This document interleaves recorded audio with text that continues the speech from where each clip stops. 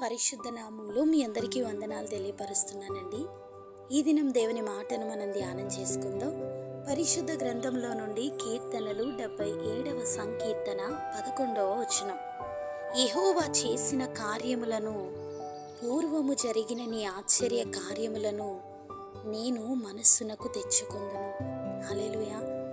ఆసాపు రాసిన ఈ కీర్తనలో పూర్వకాల సంగతులను జ్ఞాపకం ఉంచుకొనుమని, తొల్లిటి దినములను, పూర్వకాల సంవత్సరములను నేను మనస్సునకు తెచ్చుకొందును అని, నీ కార్యమంతయు నేను ధ్యానించుకొందును, నీ క్రియలను నేను ధ్యానించుదును అని దేవుడు తన జీవితంలో చేసినటువంటి అద్భుతాలను, ఆశ్చర్య కార్యాలను తలంచుకుంటూ దేవుణ్ణి స్తుతిస్తూ ఆసాపు ఈ కీర్తనను రాస్తున్నారండి.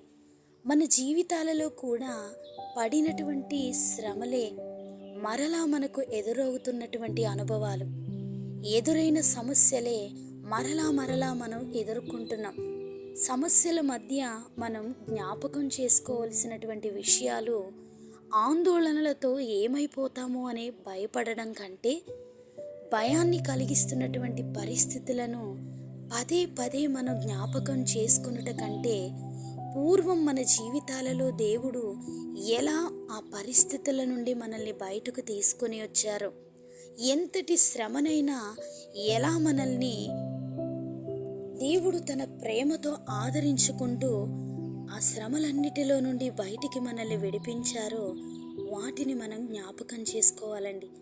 ఇప్పుడు మనం ఎదుర్కొంటున్నటువంటి సమస్యలలో విశ్వాసంతో నిలబడాలి అనంటే, ఎవరెవరి జీవితాలలోనో జరిగినటువంటి నష్టాలను మనం జ్ఞాపకం చేసుకుంటే మనం నిలబడలేం.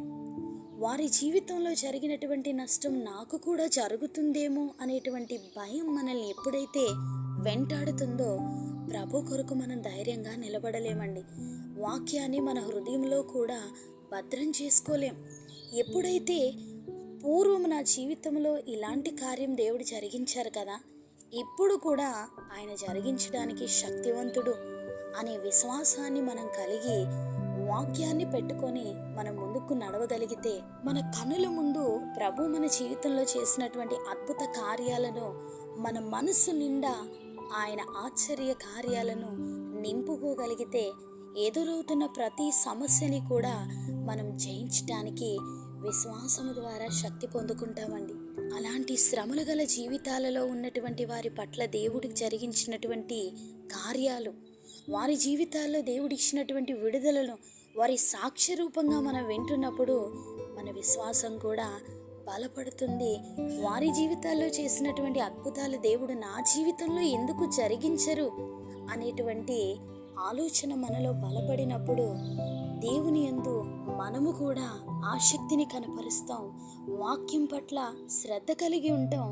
ఆయన కార్యాన్ని బట్టి మనం ఎదురు చూస్తాం. వీటన్నిటిని ఎప్పుడైతే కలిగి ఉండి మనం ప్రార్థిస్తామో అద్భుత కార్యాలు దేవుడు మన జీవితంలో జరిగిస్తారండి. మీ జీవితాలలో ఆయన చేసినటువంటి మేళ్లను ఎక్కువగా జ్ఞాపకం చేసుకోగలిగితే, ఎలాంటి సమస్యనైనా ఎదుర్కొనగలిగే ధైర్యం దేవుడు మనకు అనుగ్రహిస్తారు. వస్తున్నటువంటి పరిస్థితులను బట్టి భయపడకండి. ఎవ్వరూ తీర్చలేని శ్రమల, ఎవ్వరూ కూడా మమ్మల్ని తప్పించలేరు అనేటువంటి విపత్తుల, అలాంటి పరిస్థితిలోనే, అలాంటి శ్రమలోనికే ప్రభు దిగి వస్తారు. ఎవ్వరి సహాయము కూడా లేదు అనుకునేటువంటి నిస్సహాయతలో దేవుని యొక్క అరుణోదయ దర్శనాన్ని మనం పొందుకోగలుగుతాం.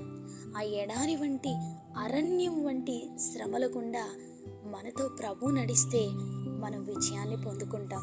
ఆ దేవాది దేవుని యొక్క కార్యాలను మరి ఎక్కువగా జ్ఞాపకం చేసుకోనండి.